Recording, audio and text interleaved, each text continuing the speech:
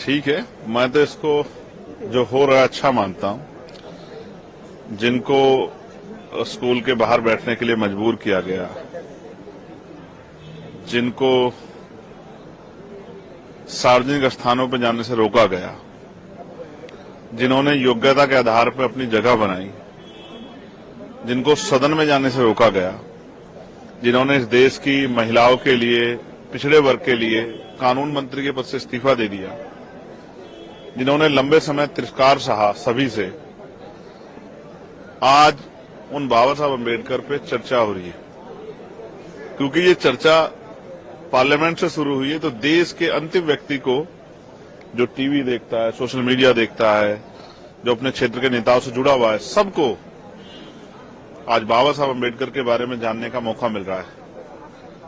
इस एक विवाद ने जिस महापुरुष को लंबे समय तक नकारा गया, मुख्यधारा से दूर रखा गया, उनके योगदान को, उनके ज्ञान को, क्योंकि वो अर्थशास्त्री भी थे, वो पत्रकार भी थे, वो शिक्षाविद भी थे, वो विधि के ज्ञाता भी थे, वो महिलाओं के मुक्तिदाता भी थे, वो वंचितों के रहबर भी थे। जिस तरह से उनको, उनके योगदान को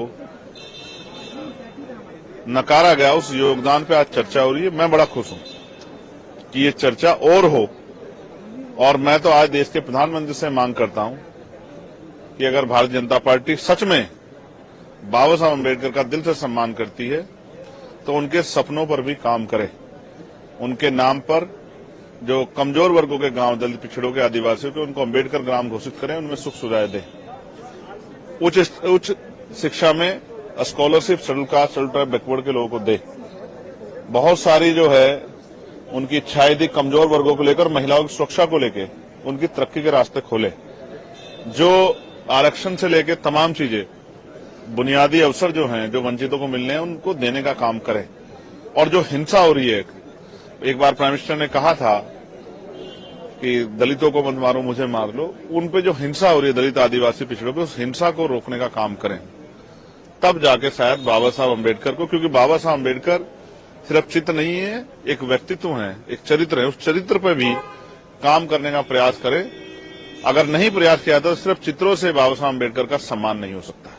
ये शेखर जी, जो कल घटना हुई उसके बाद भारतीय जनता पार्टी के लोग राहुल गांधी के खिलाफ एफआईआर दर्ज कराए। ठीक है। कांग्रेस पार्टी के नेता जयराम रमेश का कहना है कि ये एफआईआर राहुल गांधी के खिलाफ नहीं है, बल्कि बाबा साहब के खिलाफ एफआईआर दर्ज। राहुल गांधी बाबा साहब नहीं। मैं फिर आपको स्पष्ट करूं, हालांकि ये दोनों पार्टियों की आपसी वो है, कोई विवाद हुआ जिसको लेके वो जो है एफआईआर उन्होंने करी।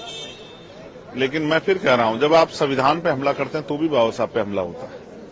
जब सरकारी इंस्टीट्यूशनों को आप खत्म करते हैं, जब आप ईडब्ल्यूएस लागू करते हैं तो भी बाबा साहब पे हमला होता है। जब आप फ्रीडम ऑफ स्पीच और फ्रीडम ऑफ एक्सप्रेशन का वायलेशन करते हैं तो भी बाबा साहब का अपमान होता है। और बाबा साहब ने कहा था, शायद आपको याद हो, मेरे याद है क्योंकि मैं उनका अनुयायी हूं, कि जब तक मेरे जाने के बाद मुझे मरा हुआ मत समझना, जब तक संविधान जिंदा मैं जिंदा।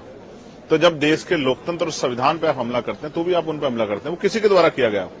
इसलिए मैं स्पष्ट रूप से कहना चाहता हूं कि हम भारतीय संविधान की रक्षा करेंगे और संविधान पे किसी भी तरह का हमला हम लोग बर्दाश्त नहीं करेंगे। इसके लिए हम लोग पार्लियामेंट में भी हैं और सड़कों पे भी हैं।